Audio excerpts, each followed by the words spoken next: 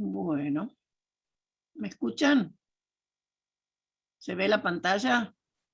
Sí, profe. Y está grabando, ¿no? Sí, Bien, profe. muy bien. Perfecto. Vamos a ver estrictamente cuáles son todas las uniones que aparecen en las moléculas de proteínas. ¿A qué llamamos configuración nativa? Las proteínas nativas son aquellas que tienen la estructura según cómo se fabrican a nivel celular. Entonces, en la estructura primaria dijimos que era una unión covalente, que es la unión peptídica. No solo es una unión covalente, es una unión muy resistente. ¿Se acuerdan que dijimos que para hidrolizar había que poner ácido clorhídrico 6 normal en a ebullición, es decir, a 105 grados, durante bastante tiempo en tubo cerrado, y recién se iban a romper todas las uniones amida. Quiere decir que la unión peptídica es muy resistente a la hidrólisis. Me estoy refiriendo a la hidrólisis química, ¿sí? Bien, las estructuras secundarias dijimos que estaban, digamos, mantenidas por puentes de hidrógeno. En general, puentes de hidrógeno y por ahí algunos enlaces no covalentes, que son uniones débiles. Cuando hablamos de uniones débiles, recuerden cuáles son las uniones débiles que ustedes estudiaron, pero los puentes de hidrógeno son las uniones más fuertes entre las débiles. O sea, las débiles, ¿cuáles son? Fuerzas de Van der Waals, atracciones electrostáticas, las uniones dipolo-dipolo, bueno, todas las que ustedes conocen. Todas son uniones débiles y los enlaces hidrógeno o puentes de hidrógeno son los más fuertes entre los débiles. Y recuerden que son no covalentes. Y en las estructuras terciarias también. Pero atención que en las estructuras terciarias pueden aparecer lo que se llaman puentes disulfuro. Esos puentes disulfuro son uniones covalentes y se presentan en las proteínas. Por ejemplo, en las proteínas del cabello hay puentes disulfuro y en general en proteínas extracelulares. Y los cabellos indudablemente son extracelulares. Bien, entonces, dentro de las uniones débiles no covalentes, hemos mencionado puentes de hidrógeno, fuerzas de Van der Waals, puentes salinos, interacciones hidrofóbicas. ¿Qué quiere decir interacciones hidrofóbicas? O sea, los grupos no polares se superponen, no se asocian, pero se ubican todos más o menos en la misma parte de la estructura, lejos de la acción del agua.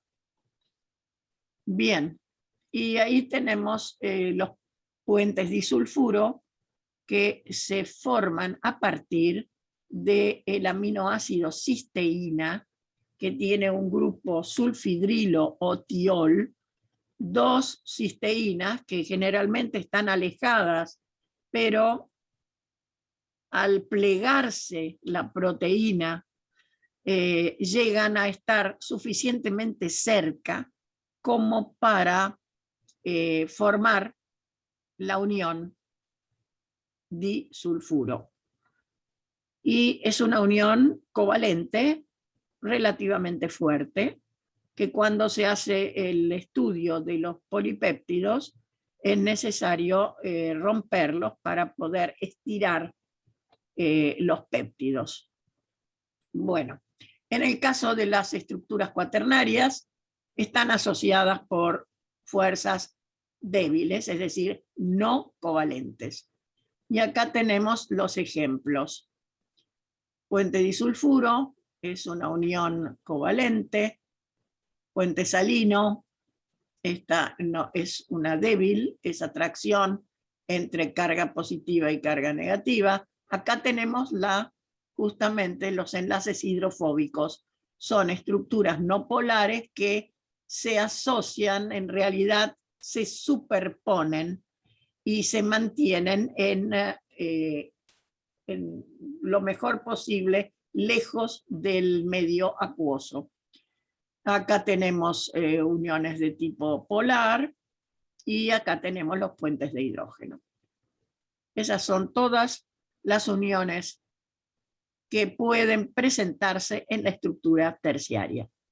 Hemos dicho entonces, en la primaria, estructura primaria, solamente uniones peptídicas, es decir, uniones covalentes de tipo amida. En la estructura secundaria, puentes de hidrógeno que permiten asociar las espiras de la helicoide o las estructuras de tipo hoja plegada. Y en la terciaria tenemos todos estos, de los cuales el puente disulfuro es la única covalente. Muy bien, ¿cuáles son las propiedades de las proteínas?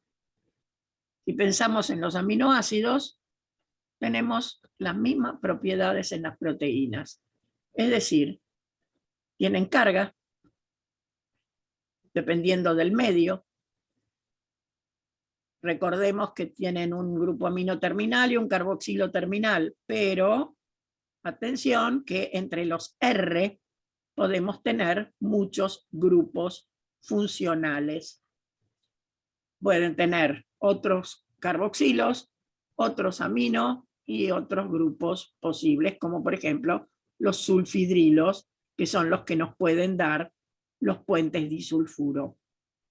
¿Se puede hacer una curva de neutralización? Sí, por supuesto. Y dependiendo del pH, con el hidróxido de sodio, se puede determinar cuál es el punto isoeléctrico de la proteína. Hay proteínas que tienen su punto isoeléctrico muy bajo, es decir, la pepsina, que es la proteína del estómago, es decir, que es la enzima gástrica, tiene su punto isoeléctrico a pH 1. ¿Y cuál es el pH del estómago? ¿Tienen presente cuál es el pH del estómago? ¿Qué hay en el estómago fundamentalmente? Ácido clorhídrico y pepsina. Exacto. Ácido clorhídrico. El ácido clorhídrico nos da un pH alrededor de 2. Así que la pepsina está soluble, porque recuerden que en el punto isoeléctrico precipitan. La hemoglobina. ¿Qué pH piensan ustedes que tiene la sangre? La hemoglobina está en la sangre. 7 más o menos. Claro, alrededor de 7, justamente. Y la hemoglobina, más o menos, está, pero está dentro de los glóbulos rojos. Atención, que los glóbulos rojos están en la sangre y la hemoglobina está dentro de los glóbulos rojos. Bien, ahí tienen un ejemplo la ovoalbúmina, es decir, la albúmina del huevo, tiene un punto isoeléctrico en 4,6. Quiere decir que si tomamos la albúmina del huevo, es decir, la clara de huevo, y la llevamos a un pH 4,6, ¿va a precipitar? Sí, exactamente. Muy bien. Las histonas también son proteínas y tienen un pH bastante básico, un punto isoeléctrico bastante básico. Bien.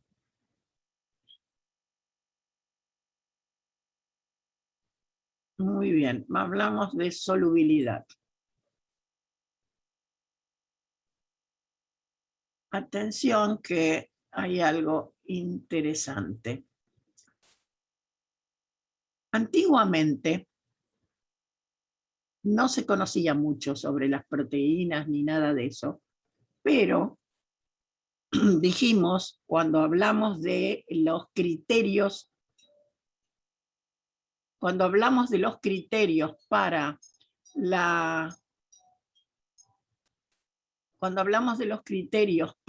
las clasificaciones, dijimos que había un criterio antiguo y que indicaba solamente a partir de la solubilidad. Y teníamos albúminas y globulinas, y tenían diferente solubilidad. Esa diferente solubilidad estaba basada en el uso de sales. O sea, basándose en las concentraciones de las sales, que puede ser sulfato de amonio, sulfato de magnesio, las proteínas podían mantenerse en solución o precipitar. Y eso se puede usar para separar proteínas. Quiere decir que antiguamente se separaban las proteínas por solubilidad. Sí, y vamos a ver cómo. A ver, lo tenemos por acá. Acá está.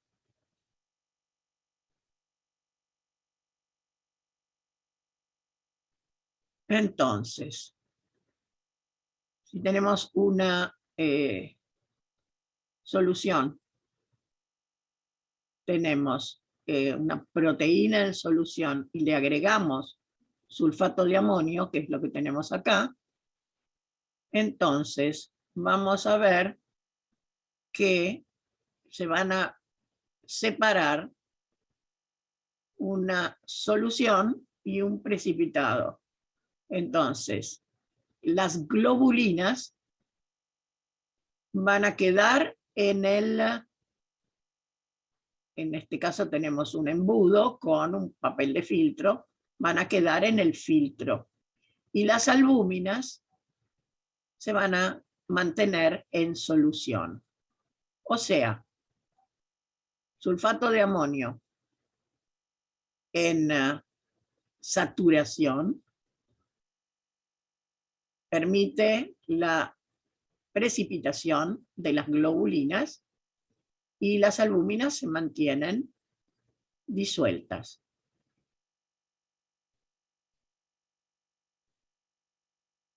¿Y en qué momento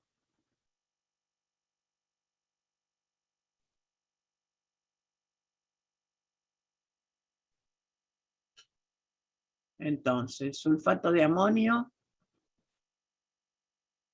saturamos, filtramos y quedan las albúminas? Atención que acá estamos a media saturación, porque hemos puesto la solución y la solución que teníamos con las proteínas. acá directamente saturamos con el sulfato de amonio sólido. Acá pusimos sulfato de amonio en solución. Acá sulfato de amonio sólido. Entonces, las albúminas quedan en el filtro y las globulinas se disuelven. Muchas veces se usa el agregado de sal para aumentar la precipitación de o la insolubilidad de determinadas sustancias. ¿No? Eso se lo llama salting out, o sea, precipitación por acción de una sal. Esto era como se separaban antiguamente. Y como lo único que se conocía eran las albúminas y las globulinas, no importaba todo el resto. Actualmente hay muchos otros métodos para la separación. Cromatografía de intercambio iónico, ¿la conocen?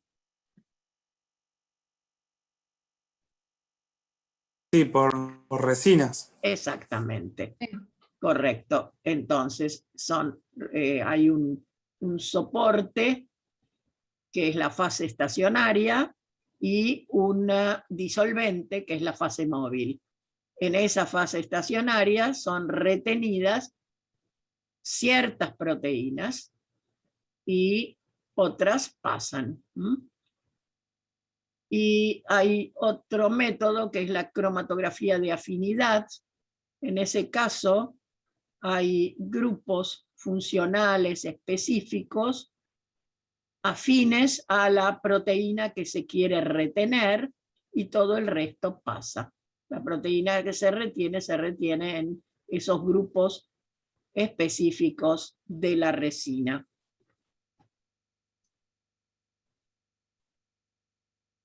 Y después tenemos la filtración por gel. O sea, es una cromatografía que se hace pasar la solución por un gel que tiene un tamaño molecular determinado. Y eso permite que pasen las moléculas dependiendo de su tamaño. Entonces, las más pequeñas pueden quedar retenidas, las intermedias por ahí más o menos, y las mayores pueden atravesar.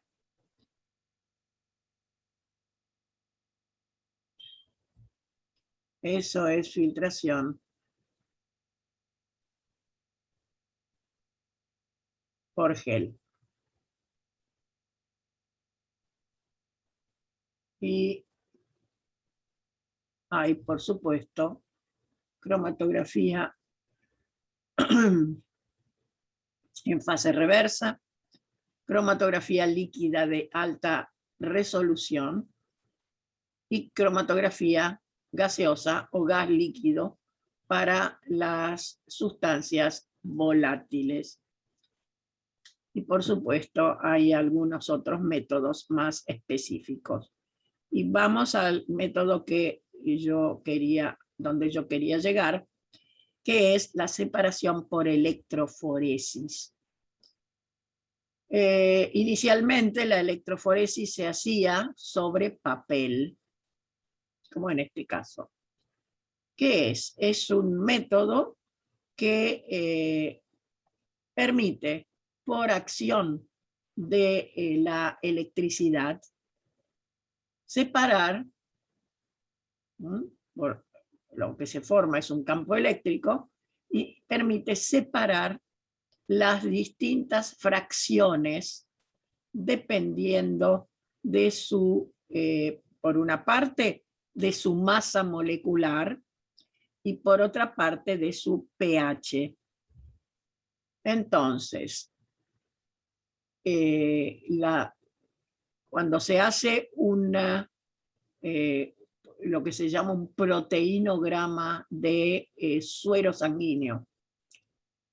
Lo que se van a separar son albúminas, globulinas, que hay varias fracciones, alfa 1, alfa 2, beta y gamma. Las gamas son las de inmunidad, las betas son las de transporte de lípidos, y las alfa tienen algunas otras funciones. Entonces, este proteinograma, que se puede cuantificar, es decir, saber qué proporción hay de cada una de esas fracciones, entonces eso permite saber si hay suficiente cantidad, por ejemplo, de gamma globulina o de albúmina. Y atención, que el campo eléctrico implica que se mueven no solo por su masa, sino por su carga. Un polo positivo va a atraer a quienes, a las que tienen carga negativa, y un polo negativo va a atraer a las que tienen carga positiva. Así que es algo así como lo que sucede con los electrodos, y de hecho este es el electrodo positivo, este es el electrodo negativo, y van a ser atraídas dependiendo de su carga, naturalmente. Hay una electroforesis en gel, hay una electroforesis en acetato de celulosa. Bueno, la de papel prácticamente ya no se utiliza. Se utiliza en gel, que es lo más común. Y de hecho, acá tenemos el cátodo, el ánodo, y esto es es un par de láminas de entre medio del cual se coloca el gel, donde se van a separar las distintas fracciones. Esto se usa mucho vertical para la separación de las moléculas del ADN. Bueno, y después tenemos el proceso de diálisis. Si nosotros queremos separar una proteína de todas las moléculas más pequeñas, entonces la podemos poner en un tubo de diálisis, que es un papel celofán donde se coloca, y lo que tenemos afuera es agua, naturalmente, y en el interior van a quedar las moléculas grandes, y a través de esa membrana, en realidad es una membrana semipermeable, van a poder pasar las moléculas pequeñas y los iones. Y entonces va a quedar limpia esa proteína de iones y moléculas pequeñas, lógicamente. Pero la proteína no pasa, lógicamente. Muy bien. Y hay también una ultracentrifugación que permite separar según, o sea, si centrifugamos, dependerá del tamaño de las moléculas a dónde van a ir a parar. O sea, si nosotros lo que queremos es separar un precipitado, hacemos una centrifugación y obtenemos el precipitado en el fondo del tubo. Pero hay también posibilidad de utilizar un gradiente de densidad con un soluto determinado, que tiene una densidad determinada, y se van a separar las proteínas según su densidad. Bueno, esto es ya bastante sofisticado, pero ustedes conocen lo que es la centrifugación. Esta es una ultracentrifugación, ¿no? Para separar macromoléculas, pero fundamentalmente proteínas. Bien. Estamos. Si tienen alguna pregunta, por ahí, no sé si...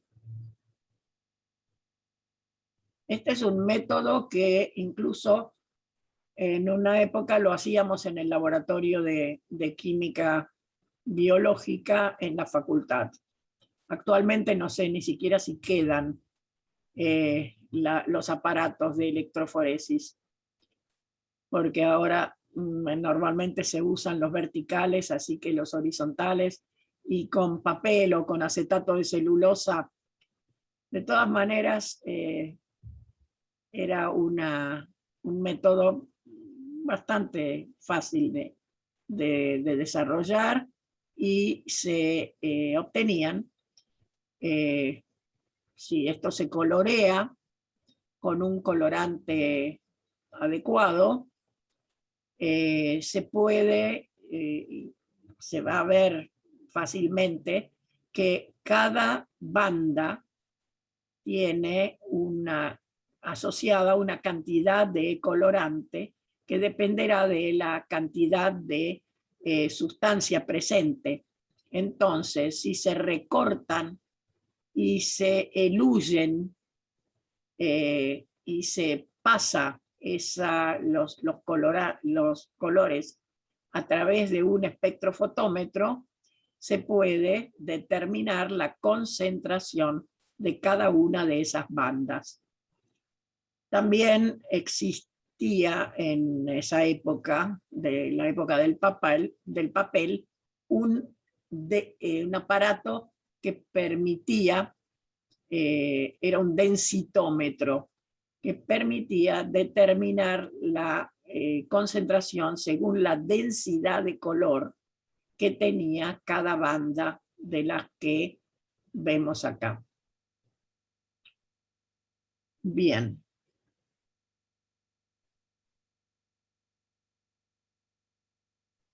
Bueno, creo que más o menos para método de separación estamos, y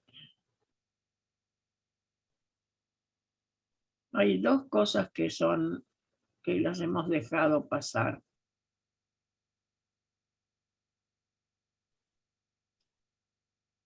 Las proteínas tienen la propiedad de gelificar, o sea, forman geles, dependiendo de qué es lo que en algunos casos es por acción del calor, en otros por estacionamiento, en otros es por coagulación. Por acción del calor, si ustedes saben lo que es fabricar un huevo duro o un huevo pasado por agua, ahí se forman geles a partir de la albúmina líquida,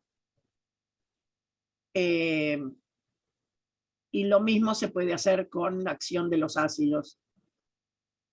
Y por estacionamiento, en muchos casos, se obtienen geles simplemente por estacionamiento, porque las moléculas son suficientemente grandes. O sea, en general, las soluciones tienen una viscosidad bastante alta y son capaces de retener agua. Y eso no es otra cosa que lo que genera un gel. O sea, un gel de proteína es una red que se forma por el ordenamiento de los polipéptidos, y entre medio de esas cadenas de polipéptidos queda retenida el agua. Algunos geles son reversibles. A ver. ¿Quién ha comido gelatina? Gelatina, postre de gelatina. ¿Alguna vez lo hicieron en la cocina? ¿Un postre de gelatina? Sí, sí, profe. Bien. ¿Y cómo se hace? Incorporándole agua caliente. Se disuelve en caliente. Y después, para que se forme la gelatina propiamente dicha, ¿dónde se pone? En la heladera. Claro. Bien. ¿Qué pasa si lo saco de la heladera y lo dejo cerca de la hornalla de la cocina? Se vuelve a hacer líquido. Exactamente. O sea, ese es un gel reversible. Los geles de gelatina son reversibles. ¿Y qué dirían ustedes de los geles de albúmina? Porque la clara de huevo duro es un gel, pero prácticamente es un sólido. ¿Y es reversible? No. No. Porque una vez que se formó el gel, ya quedó como sólido. ¿Estamos? O sea, esos no son reversibles. Hay algunos reversibles y otros no. Muy bien. Y también, según como sean, los hay opacos y transparentes. ¿La gelatina cómo es? El gel de gelatina. Es transparente. Se puede ver si ponemos algo adentro. En cambio, el gel de albúmina es opaco. Es el huevo duro. ¿Se entiende? Sí, profe, sí. Bien. Sí, Muy bien. Creo que con eso... esto era lo que... Bueno. Hay una cosa importante en el caso de las proteínas. En el caso de la formación de geles, hay una tendencia a captar agua de las proteínas. Y eso se puede ver a través de una membrana semipermeable. Y de hecho, en las células se puede observar que si estamos en un medio acuoso importante, las células que hacen se hinchan. Y además, las proteínas tienen un punto isoeléctrico, es decir, que dependiendo del pH, tendrán determinados grupos funcionales ionizados que están en las cadenas laterales de los aminoácidos, en los R. Y justamente eso hace que las proteínas tengan capacidad amortiguadora y en un amplio rango de pH. O sea, ¿qué significa un amortiguador de pH? Que se puede unir con los iones hidrógeno. Por ejemplo, si hay mucho ion hidrógeno y tenemos suficientes grupos funcionales que pueden captar los iones hidrógeno, entonces hay capacidad amortiguadora.